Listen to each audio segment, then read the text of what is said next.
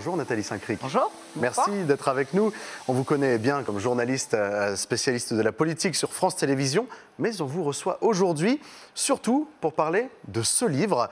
C'est votre premier ouvrage, Je vous aiderai à vivre, vous m'aiderez à mourir, sur Clémenceau, son dernier amour, ses derniers combats. Vous présenterez ce livre au Salon du livre des Assises du journalisme, où le public pourra vous rencontrer. Ce livre, il est donc consacré à la dernière histoire d'amour de monsieur Georges Clémenceau. D'abord, qu'est-ce qui vous a plu dans cette histoire? Qu'est-ce qu'elle a de singulier? Parce qu'il y en a d'autres des histoires d'amour qui se sont passées. Il y en a d'autres. On a tout écrit sur Clémenceau. Ça, j'avais l'impression qu'il y avait un petit angle mort qui n'avait pas été traité. Et ce qui m'a frappé, c'est que simplement, j'ai découvert au détour d'une biographie qu'à 82 ans, il y a une femme qui se présente chez lui pour lui demander d'écrire un livre. Elle en a 40. Bon, vous me direz, c'est peut-être banal des écarts de 40 ans. Bon, enfin, quand même. À cette époque, peut-être pas. Et qu'à ce moment-là, il tombe amoureux. Elle tombe également amoureuse de lui. Alors, et il lui écrit 700 lettres. Donc l'idée qu'à 80 ans, on se mette, il lui écrira une biographie de Démosthène en se remettant au grec. Donc je me suis dit, 82 ans, tomber amoureux, écrire 700 lettres, écrire une biographie de Démosthène, on pourrait imaginer qu'il ait fait des choses plus... faire du jardinage. Oui. Lui, il faisait aussi du jardinage. Dit, oui. Et là, j'ai trouvé que c'était l'occasion de revenir sur sa vie politique, revenir sur ce qu'il avait fait, parce que ce n'est pas qu'une histoire d'amour, loin de là, mais il lui fait ce serment parce qu'il apprendra qu'elle a un mal personnel, qu'elle a une grosse dépression qui est due à quelque chose que je ne vais pas vous raconter autrement. Vous ne lirez pas. Ah non, non, il faut le lire. Et il lui dit, donnez-moi votre main, je vous aiderai à vivre, parce qu'elle est très mal. Et il lui dit, vous m'aiderez à mourir, parce que c'est quand même, pour cette époque, un monsieur de 82 ans, c'était quand même relativement une performance, même si, chez les Clémenceau, on mourrait très vieux. Mais on ne sait jamais. Cet ouvrage, vous l'avez dit, reflète aussi sa politique, sa façon d'aborder la vie. Une différence d'âge de 40 ans dans une histoire d'amour, il était en avance sur son temps, dans ça et dans beaucoup de choses finalement. Il était en avance dans plein de choses, c'est-à-dire qu'il a jamais... C'était quelqu'un de relativement libre.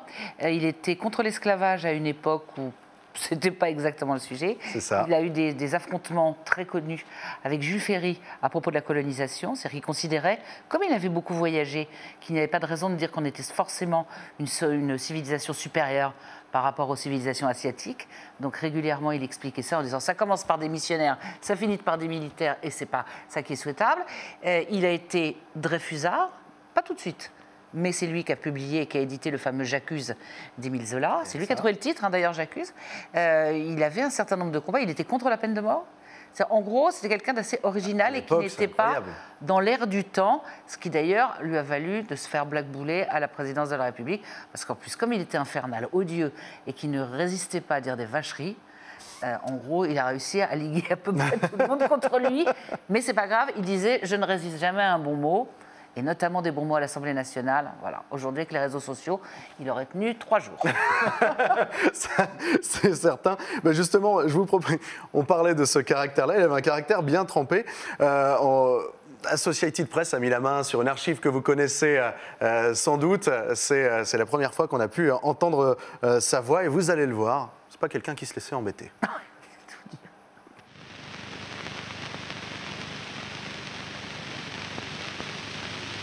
Beautiful walking. Oh, le soleil est gênant. It's beautiful. It's a little strong, isn't it, the sun? Retirez la tempête, monsieur le président. C'est fini? La mer ne vient pas. Oh, dépêchez-vous, vous savez, moi je ne peux pas continuer comme ça. C'est pas possible. Vous me mettez là au soleil, ça ne vaut rien. Monsieur le président, c'est la dernière minute. Allez.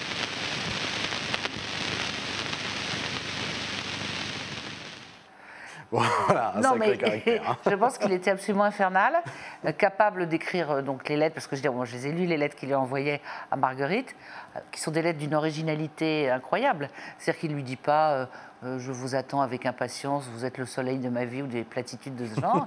Il emploie des formules extrêmement originales en disant depuis que vous êtes parti, il tombait de la neige morale en Vendée. Il lui dit le jour où vous viendrez, je serai comme un vieux canasson à vous attendre à la gare. Donc il a du talent, mais je pense qu'il était misogyne, vraiment infernal, c'est-à-dire qu'il râlait tout le temps, mais généreux par ailleurs, puisqu'il s'est toujours occupé, non pas de ses bonnes œuvres, en donnant de l'argent à droite et à gauche, mais il s'est vraiment occupé des pêcheurs et des veuves de pêcheurs qui étaient morts en mer. Il s'est débrouillé pour que les gens aient un certain nombre d'allocations. C'était quelqu'un qui s'intéressait aux autres et surtout qui était très inclus dans la vie vendéenne. C'était pas une espèce de bourgeois C'était quelqu'un qui avait été élevé au grand air, dans le Marais, et qui était très proche des gens, et les gens l'aimaient beaucoup quand il allait en Vendée, bien qu'il était très républicain et que la région était plutôt royaliste, comme on le sait pour la Vendée. Alors, cette histoire que vous contez, qui est une histoire vraie, attention, hein, c'est pas de l'invention, hein, c'est très documenté.